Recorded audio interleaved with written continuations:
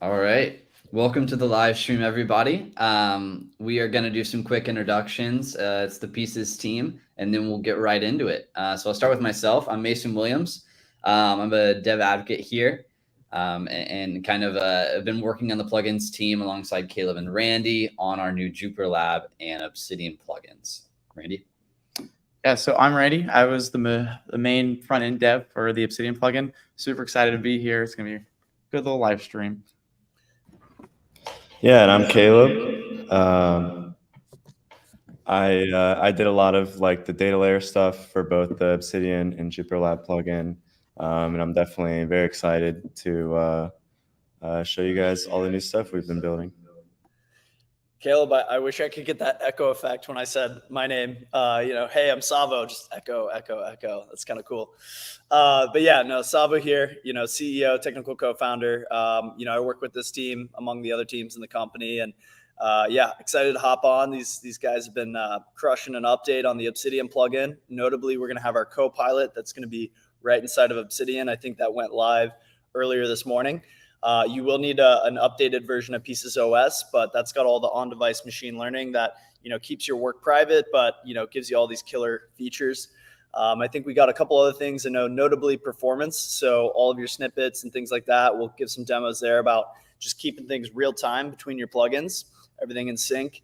And then the last thing is in-place enrichment. I know that's going to be a feature that they're going to get into, but if you're inside of your Obsidian plugin and you see you paste a code snippet in from the browser or something like that, you can just use our plugin, Pieces for Developers, inside of Obsidian to tag it, title it, do whatever you want to do to just make it a little bit better right there in place without having to leave Obsidian.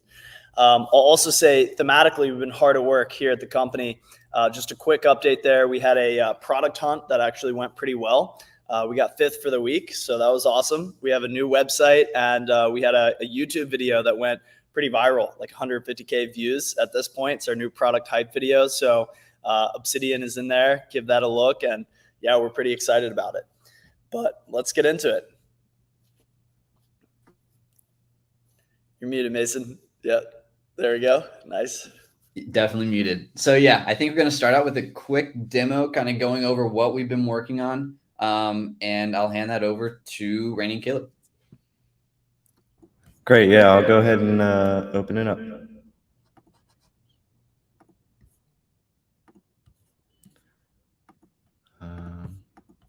Here we go.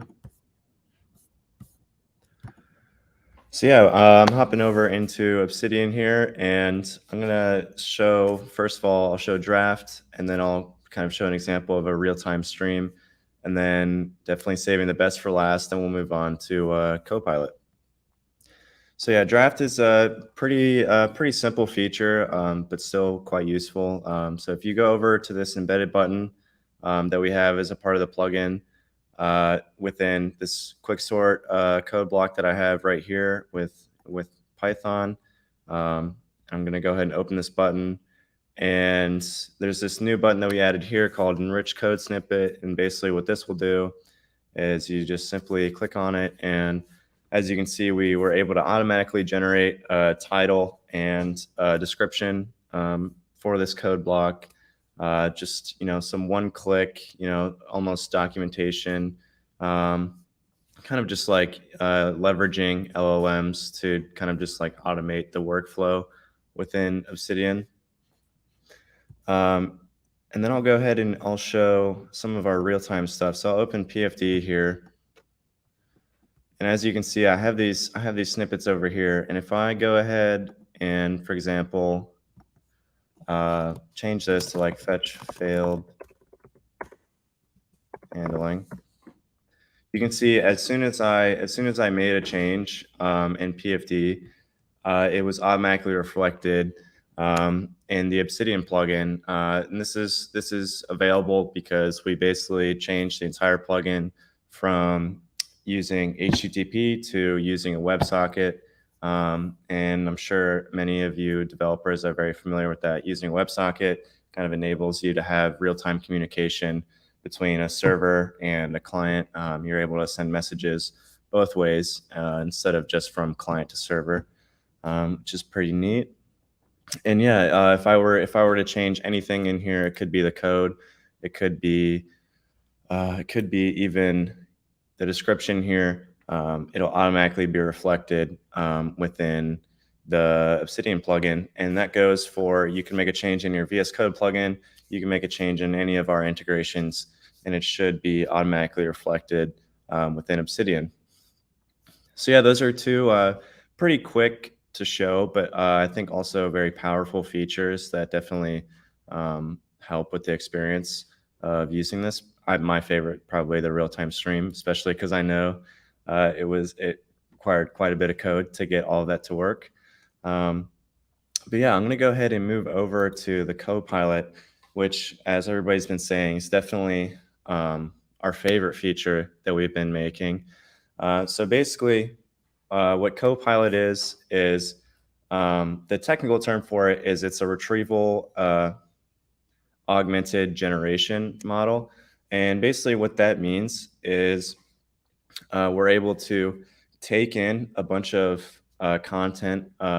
Most often it's code, but in this context, it'll be the contents of your Obsidian vault. So we're basically able to read in all of that information and then essentially use it to power your chatbot experience. So kind of the simple way of explaining this is I think you can use this to essentially query your Obsidian vault in plain text, or so quote unquote query your brain, as I know a lot of people would like to explain it as. But yeah, I'll just go ahead and show it. So I'll go ahead and ask a question that is relevant to one of the notes that I have in my Obsidian vault, and we'll go ahead and see what happens. So how do I do integration testing for my Obsidian plugin? I just answered a quick question about something that I know is relevant to my vault, and basically what it's doing now is it's going out to Pieces OS and it's finding the note that is most relevant to the question that I asked via some AI magic, and then it's able to feed that context into GPT, and basically it gives me a great answer, which is very, very related to what I wrote. As you can see here, we have some relevant files buttons. So this is basically linking you to all the files that the chatbot was able to gain context from. If I were to click on one of these, you can see that it took me directly to the document that I was mentioning earlier, which is basically the relevant context for this for that question that I answered, and it's basically a checklist that I wrote in order to basically just document how we test our Obsidian plugin. That's a little bit behind the scenes look there on the work that we're doing. And then, yeah, so there's another button that I would like to show. As you can see, there's these suggested queries here. And basically what this is we take the contents of the conversation and we're able to feed it to one of our endpoints. And basically what will happen is we'll be able to generate suggested follow-up questions based upon the current conversation. So if I were to click on one of these, what are some examples of general UI tests that should be included in an integration checklist? And it's going to go back out, and it pulled basically directly from here these general edge cases here in order to generate that answer for me. So yeah, we think this is really cool, especially if you're going to have like a lot of notes. Maybe you have a hard time finding the specific note that you're looking for. Yeah, it's just a really neat feature, and it's already within PFD, and we're really excited to basically replicate this experience across all of our integrations because we think it's a very, very powerful feature. Yeah, I'll go ahead and hand it off to Randy. Yeah, so I'm super excited. Kayla, you're still sharing. That was such a super cool feature that we added. I use it every single day, and it was like one of the coolest things to implement. Watching it come from like our staging build all the way up to our production build, and like all the highs and lows of developing this was just an absolute joyride. of a developing experience. Our office just went dark mode, so that was pretty cool. But going on, that was such a cool feature to especially like develop the front end and like see it all coming together. Caleb and I crushed the development of that. It was just like, it was a super cool teamwork, just going back and forth. I think it was so cool. I really enjoy like the ability for us to go through and refresh a lot of the UI. So like changing the buttons just from being in the code blocks to being able to something that can be dynamic, where we didn't get to show an example, but as you paste your code from your snippets list or that snippets view into the into the viewer, it gives you other options. So we added like the expand view, the enrich view, some others that we like kind of moved around were like the save and copy. I know that we didn't have save before, but now we can do that just like straight in, just stream piped. It's awesome. It's quick. We fixed a lot of the sharing problems that we were having. So instead of generating new links every single iteration, it's like super fast, super instant, snappy. It's just a lot of like life that we were able to pour back in on this new iteration, which was just so cool for us to develop. It was one of the coolest things that I've been able to do here at Pieces so far. I love working on the plugins because like our ecosystem is just growing so like fast and exponentially. And as we get more users that, you know, use these different tools throughout their normal workflow, like it's so cool to be able to keep people in their own context with GPT, but still have access to everything all the time, no matter where you are. So that's been super cool for me to be a part of. And yeah, maybe I'll hand it over to maybe Tsavo if you want to say a couple of words on his opinion. I got tons of words, man. This is awesome. You know, I will say first and foremost, I just want to say it's a very special thing to, you know, to circle around to each of the teams and look at the absolute amazing magic that comes out of just what we've got going on here. I would say, you know, we got a lot of amazing young people at our company all over the globe, just working really hard. And, you know, headquartered here in Cincinnati. I'm actually upstairs, but, you know, these guys are downstairs right now on a Saturday and just, you know, showing off some of this awesome stuff. I can feel the passion. I love to see that from my team members. But yeah, let me just go ahead and say, you know, the Obsidian plugin is really, really awesome in the idea that it's kind of your larger repository of notes. And Pieces for Developers is primarily just focused on the small technical things and their context. So your code snippets, maybe some screenshots, but like the related links, the tags, the titles, all of that. And so Pieces is kind of this, you know, micro repository for these atomic bits of your materials. We'll talk in a minute about how we have a feature coming out in about a week, which people are really excited about. It's effectively an auto linker, but I won't steal the thunder on that. But I wanted to note real quick on this thing that we're working on, and you know, Caleb articulated it's called Retrieval Augmented Generation, and there's two major emphasis that we're putting on that.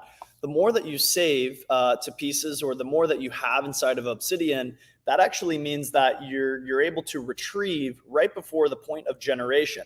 And this retrieval augmentation part is actually saying, hey, here's a bunch of context. I'm going to use that to ground the model, right? The generative process. I'm going to kind of bias it, if you will, before I generate a response.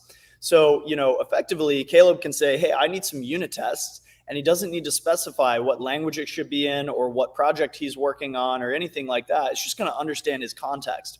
And so this is how Pieces is, you know, kind of designed as a place to save things. And then from there, you get into your generation loop. You generate things that are contextual. You don't even have to type so much anymore because you just got follow-up questions automatically generated as well. And then you can save from that generative process. And it creates a real nice kind of like tight workflow cycle that just tucks into Obsidian beautifully.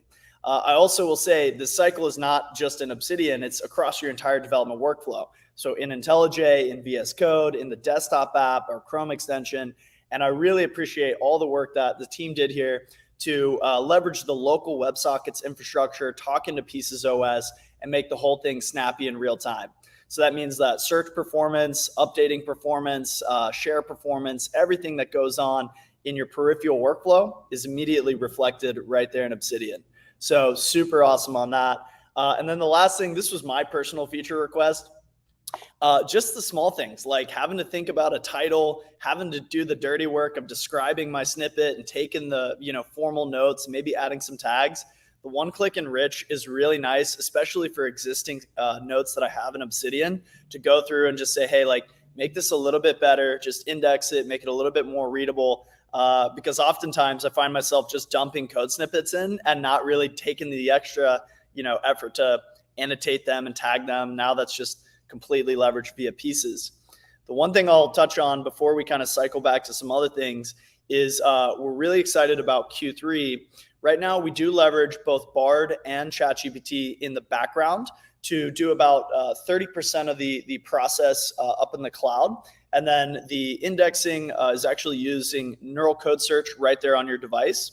And that we'll actually bring this up in the auto linker as well here soon. But a good amount of the process is right there on device. However, this is not the entire process. So in Q3, here in a couple of weeks, we're looking to ship 2 variants of a model. This is our large language model. It's fine-tuned, but effectively, it's a 3 billion parameter model, runs on device in a couple gigs of memory. And then we have a 8 billion parameter model that also runs on device. And they can do all of these tasks like generate code, retrieve and augment based on your current context. And we have some really cool stuff that's coming later to where it can tell you who to talk to on your team, or potentially like what blogs to read, or even know when you were working on something. So really, really excited about some of those things coming out, but I can't talk too much about those at this point. Nice. Yeah, that's super exciting. And I think we're actually going to field a question from the comments real quick. Let's go. So I think it is from Steve. I'll pop it up on the screen here. So Steve asked, is it important to tag my snippets to provide context for RAG, retrieval, augmented generation? Yeah, but the good news is you actually don't have to tag them. I can actually just pop up and do a quick demo here as well. Or Caleb or Mason, if you guys wanted to show just what it looks like to plain paste something into pieces and just kind of, Caleb, if you want to do it, you've got your environment up. Yeah, sure. I'll go ahead and get started. So yeah, if I just hop over to Obsidian and go ahead and use this little copy button that we have, I can then hop over to PFD. I know that if I use this copy button, it'll actually do a little bit of formatting.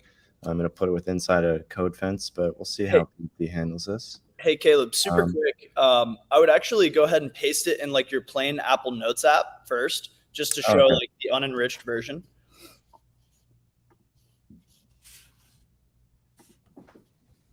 Nice. Hopefully Apple Notes loads. That would be wild if it doesn't. What? Okay, well, that's why you don't use Apple Notes. Text edit? Yeah, text edit, maybe. There we go. Document, cool.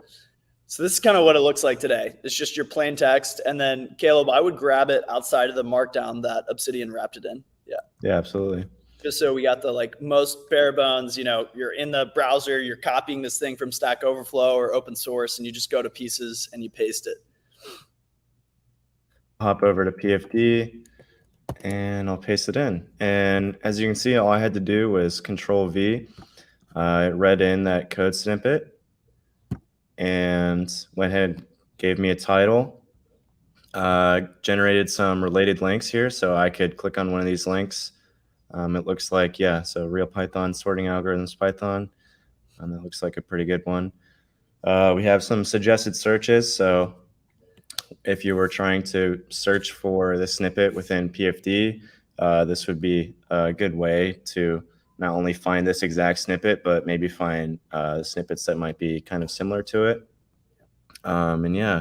Furthermore, there's also a smart description that we generated as well, and some tags down here. So, just recursion, same list, high list, low list, comparison, all relevant to what this code snippet is, which is basically quicksort in Python. So definitely don't need to tag your own code in order to make use of it, and really any of our integrations. I think one of the big points that we're trying to hit is basically how do we automate that tagging process for the user, so you don't even really have to think about it. It'll just happen.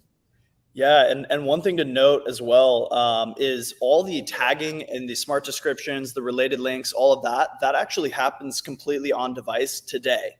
We use a couple different like micro models that do that really, really fast. One of the things, we actually have a mode inside of Pieces within your settings. You can go to it and you can say set processing from blended to local only. But yeah, no need to tag. Of course, it is important to tag if you are doing this manually because you want to better organize and be able to search and find those things. But we got that taken care of for you. So all you got to do is paste and be on your way. Awesome. Yeah. So I think we want to move into a little bit of sneak peeks towards what we're working on next. There's some super exciting things. And I wanted to first kind of start talking about very specific features for Obsidian, not kind of more focused on our platform, but more focused on Obsidian. And we know that Obsidian users love granularity, and we're really trying to get this with our next release. And I think that going off of this new QGBT model, I think we can take that from an entire vault to maybe just a directory, or maybe even just the file that you have currently open. And maybe you have a very long list. Maybe you're taking notes for, the law bar review or whatever. And you'll be able to easily talk with your notes. Probably not going to have code when you're doing the bar, but you'll be easily able to talk to your notes. And just taking this base feature, this is what we're really about. Kind of, we've hit on this before, but this breadth first search. So we're trying all the possibilities, and once we find something that really we see that hits home with users, we're going to really nail down on that. And that goes into the depth first search, right? So we have this QGBT feature now. You can talk with your notes, but now we're going to take this, if it lands, we think it lands, because I mean, it's an awesome feature. We're going to take it to the next level and kind of let you customize some of the settings to make this a little bit better for you. Nice. I think that we should also talk about, the QGBT stuff I think is awesome, but I'm really excited about the part where I'm too lazy to create backlinks between this note and that note. And I don't like to do that. I'm excited to talk about the work that you guys have been, kind of discussing with our ML team about auto linking all of your notes based on their context, their code snippets. And I don't know if we're going to call this autograph or not, but it's a really great way to get your graph caught up based on your content. So whoever wants to kind of kick that off, I'm pretty excited about that coming out here. Caleb, you want to go ahead and say a couple words? I was going to talk about discovery. You handle the graph view. But yeah, so we have like a lot of these very powerful models that we've been using. One of them being our embedding model, which is able to basically embed code snippets, and it does work a little bit for some normal text applications. We also have the neural code search, which is able to essentially create a graph of code, and basically using this. Using these models that we have kind of realized that we would actually be able to, once again, load in all of your Vault files and essentially create a graph with our models, basically showing how each of them relate to each other. And with that in mind, we would then be able to take those relationships that we're able to discover with both neural code search and our embeddings, and basically automatically generate links that we're able to place into your Obsidian notes. So basically, if you have two code snippets that seem like they're pretty similar, we would automatically basically add a link between the two of them in each of those files. And another thing what this kind of means is everybody loves the graph feature in Obsidian, and now basically if you have a lot of code, especially if you have a lot of code in your Obsidian notes, it'd basically just be a one-click generation where you'd make all these links, you make all these tags, and you can hop right over to GraphView, and you'll see everything that it did. So yeah, we're very excited to get this out. It'll probably be, my guess is probably like a week or two before we push it to production. But yeah, we think it's going to be a pretty neat feature, and definitely has some viral capabilities with the graph feature there that we're excited about. I'll comment on a couple things there because I can tell you this, people are, for those who have put in the work to create a graph, we want to make sure we don't wreck that graph, right? And so, kind of to articulate on a few things, we use neural code search to create a similarity score between two snippets, or a one-to-many relationship, or a many-to-many relationship. And we use this today inside of VS Code to do your suggested snippets in real time. We have it in the desktop app to do kind of a suggested snippets based on what you're saving recently. But at the end of the day, it just comes down to comparing two snippets and their context on multiple heuristics. So what's the functionality? What's the performance? What's the relatedness? What's the topics? Like, all those heuristics are used to create a similarity score between two things. And that is not only on the structure of the code, but also the larger context, as you saw there. And every time you paste something into pieces or save it in Obsidian or whatever, all that context is also associated. So because we're relating and creating a similarity score on snippets beyond just the structure of the code, but also its context, that means that we have a really high fidelity ability to not I would say overconnect points within the graph or underconnect points. So it's kind of like this just right. And so we don't want the density of your Obsidian graph to be like ridiculous, right? Because that's too many overconnections is not ideal for traversing it. But we also don't want it to be barren. So, we are looking at, hey, if you have an existing Obsidian graph, can you just say, for this single snippet, create links to other related snippets versus, snippetizing and connecting everything at once? And each one of these will also be undoable, right? So when we add that marker in there, we'll make sure we have a little kind of annotation saying, hey, this was from pieces. So if you need to undo it, you can definitely undo it. And then, of course, too, you can do a dry run and just, kind of do it on everything, see what happens, undo it. But we think that this would be a great way to say, hey, paste a code snippet. And instead of backlinking, going to the other page, backlinking again, all of that, just a one and done button click on that snippet, and it's automatically linked on a lot of heuristics to your other Obsidian nodes. So that's kind of how it'll work. And we're going to make sure we don't break anyone's existing graphs. I think that's also really important. Yeah. Now, I think Randy wanted to talk a little bit about discovery coming up. He's excited about this, so I'll let him take it over. Nice. Yeah, for sure. To talk a little bit about the graph view, I think this is going to be like one of the coolest features that we could possibly add into the Obsidian plugin. I think Steve has it right. He's excited about it. I'm excited about it. It's going to be so fun to be able to like just pull everything in. And for my personal use case of how I use our plugin, I'm a developer and I have code snippets, but I use it for my daily task templates. So it's applicable like way beyond the scope of what we're building it for, just naturally because of how much work that our ML team and everybody else has done behind the scenes. It just doesn't break. And I think that's so cool and a huge testament to like, what we're building here. For the discovery view, I don't have an example to show at the moment. Caleb might be able to pull it up and like kind of scroll through it in the background or something similar, but if not, totally fine. I'm not going to put you on the spot like that. But one of the coolest features, I'm super excited about this. I think this is so cool. So I'll give you an example of a user. I've been using Obsidian for years. I have a ton of snippets, and Pieces comes along, and this is a really cool tool. I want to use it, but who wants to go through and add every single piece that's already been existent? I don't want to do that. Nobody wants to do that. That's too much time. I got other stuff to do. It would be super crazy. Discovery, where we just give you the ability to go through, give it like a checklist or select all and just save everything straight to Pieces. What does that do? Well, one, in case your markdown explodes, we have you covered locally, which is awesome. Super cool feature.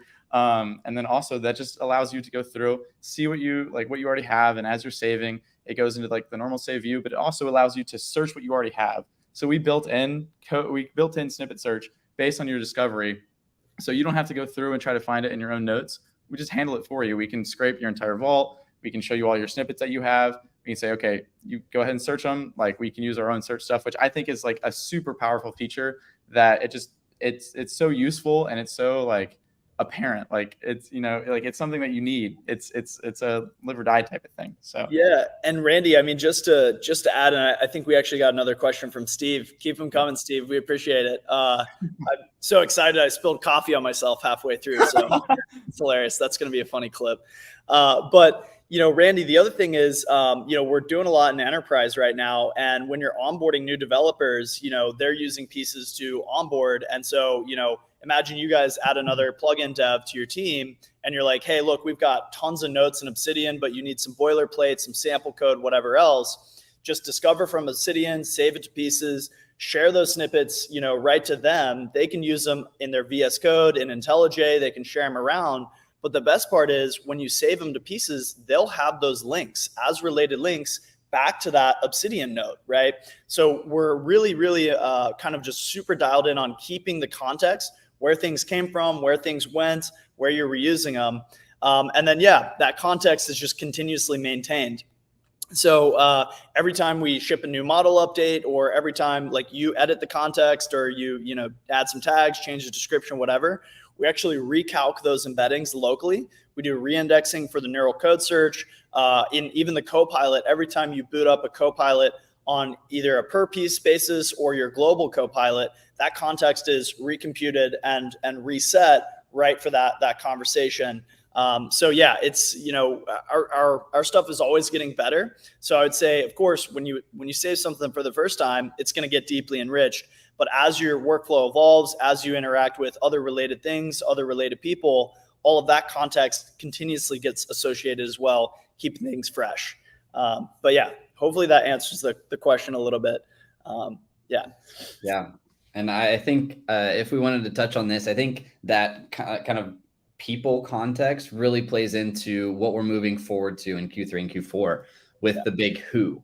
And so we're really focusing on team collaboration and how we can pull people together into maybe just one snippet and say, who can I go to help me with this part of code, or who knows the best about this? One, that'll just save you time when you're onboarding. Tsavo, you want to? Yeah, I'll just do a demo real quick to show where this is going to go here. I'll just show my entire screen. Yep. Cool. So inside of Pieces for Developers, let me go ahead and pull this up. And this is this is my global Copilot here. But I'll just show you real quick. If you're in Obsidian, or if you're in VS Code, or using any of our other plugins, I can pop into maybe a config, and I'm looking for some baseline config.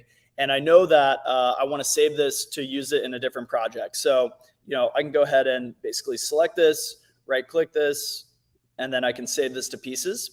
Now, if I jump over to pieces, and of course you have them available right here in the side nav and stuff, and they're available in Obsidian now real time. Let me jump to the front of my pieces. If I go ahead and flip this to the context view, I can also look at this in the list view, but I do the kind of big preview.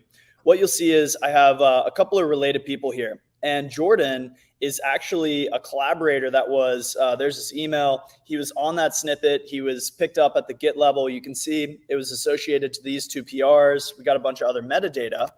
But if I launch a Copilot for this chat, you can see I have my previous one. It's getting booted up with some of the context right now. Here are those initial kind of kickstart questions.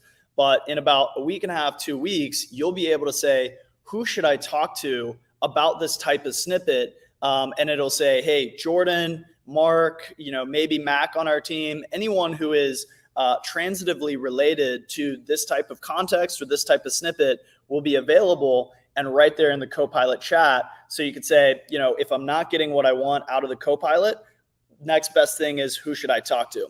And similarly, this will also work not just for collaborators like in the GitHub level, but if you're saving snippets from Stack Overflow or Medium or open source, all of those profiles, the blog author, the collaborator on Stack Overflow, or the respondent on Stack Overflow, those will also get associated. So you could say, who's a great author to go read up on some blog posts about this type of work? And that'll come in as a related person, again, right there in Copilot. So, as Mason said, we're really interested in bringing people closer together to kind of avoid those law of diminishing returns when it comes to the generative AI. But yeah, that's another major thing. It'll be awesome right there in Obsidian as well, with the Obsidian Copilot. Awesome.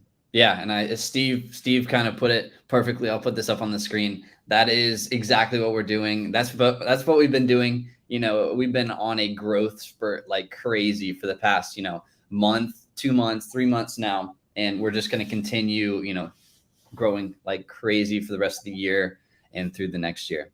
All right, I'll give Steve one more, just because he's in it. You know, we appreciate that. And Yeah. All right, so beyond the who, we have one more, which will come out in about 4 to 5 weeks, and we're working hard on this. Like I said, I get to kind of, you know, bring in the rockstar stuff from other teams to this team and this team to other teams. But in addition to the who, it's also the when. So in December of last year, we shipped our early MVP of our kind of timeline of your workflow. So when you're saving things, when you're referencing things, you can see, you know, I referenced this post CSS snippet 26 minutes ago, a Lighthouse site audit, you know, 21 hours ago. I can go up here and I can say, like, you know, show me only my reference events. I've Share your screen, Tsavo. Oh, shoot. Thank you. Yep. That's important. Yeah. You have no many. I get so excited and then I jump into it and it's not shared. And I'm like, okay. All right, here we go. We'll try this again. So let me go ahead and jump. And here I am in the desktop app. But again, these things are available like right inside of your Copilot. But in addition to the who, we want to really build in the when. So you can say, you know, when was I last working on this type of subject? And what else was I working on, you know, at that period in time? And what we're doing is from your workflow activity view, you can see, like, you know, as I was just saying, reference events, view events, search events, all the related, you know, kind of metadata that's getting associated.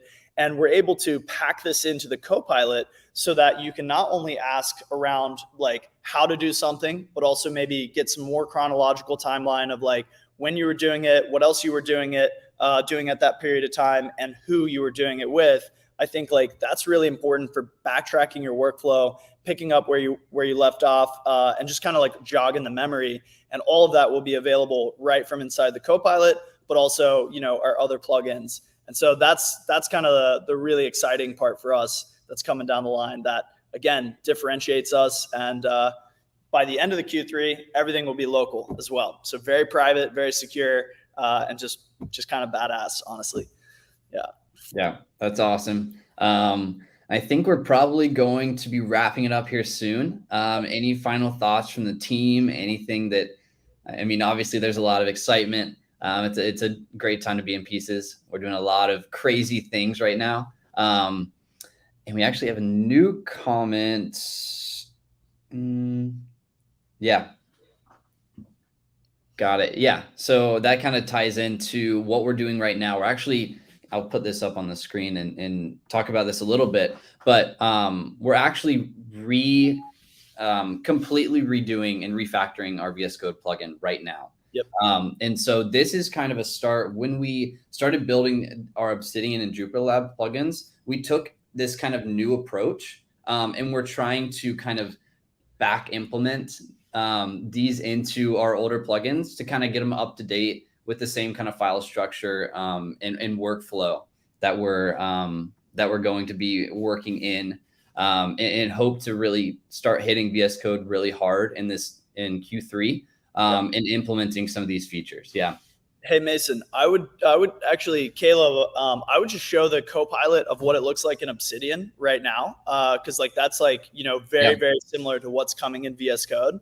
But yeah, I would say major strides on the VS Code plugin. It's been completely refactored in the past 6 months, but Caleb, if you want to flash the demo from earlier real quick, that'd be awesome. We're really pumped about this.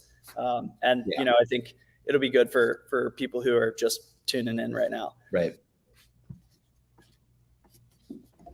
Yeah, here's the, I'll go ahead and show the Copilot again. But as you can see, we can go back and view my conversation.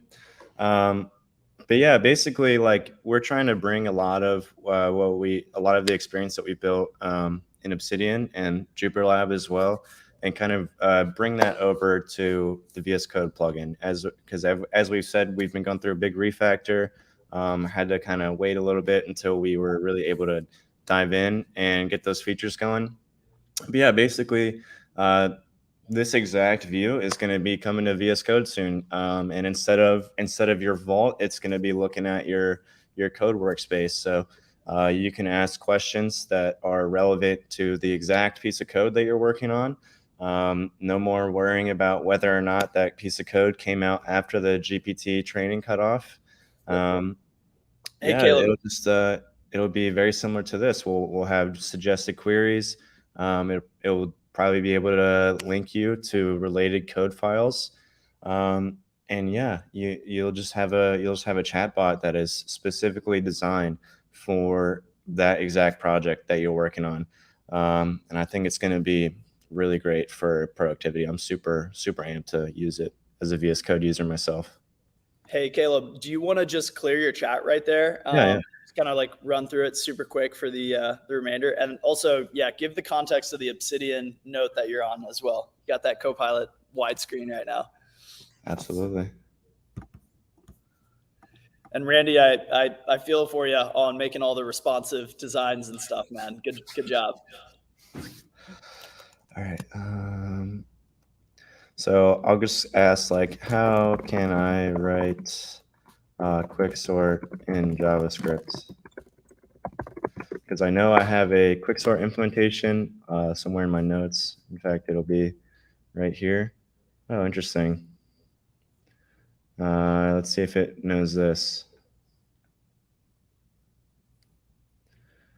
Nice. I will say it's giving you relevant files and also follow-up questions. Maybe try the testing demo that you were doing earlier, because I know you've been working on a bunch of like unit testing and ETE testing and stuff. So, which is good, by the way. Same questions earlier. How should I do integration testing for my Obsidian plugin? I just kind of re-showing the demo here. It's generating the answer to my question. Basically, what just happened is it just found the context that relates to my question, and it shipped it off to GPT. GPT generated the response. And yeah, as you can see, if we just, open this file here, yeah, we can see a lot of the writing that it ended up giving me is actually really accurate to basically the note that I've written before.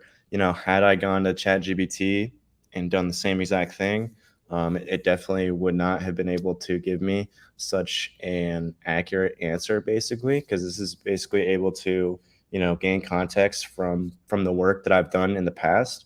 And, no more worrying about, letting the model loose. I'm sure many of us have had fun experiences with GPT doing that before.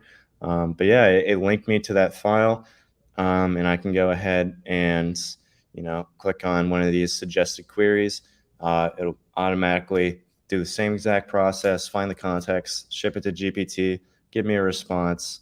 And yeah, it's reasonably fast, especially after the first request.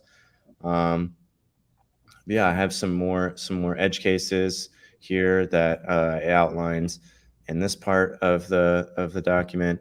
But yeah, that's pretty much it.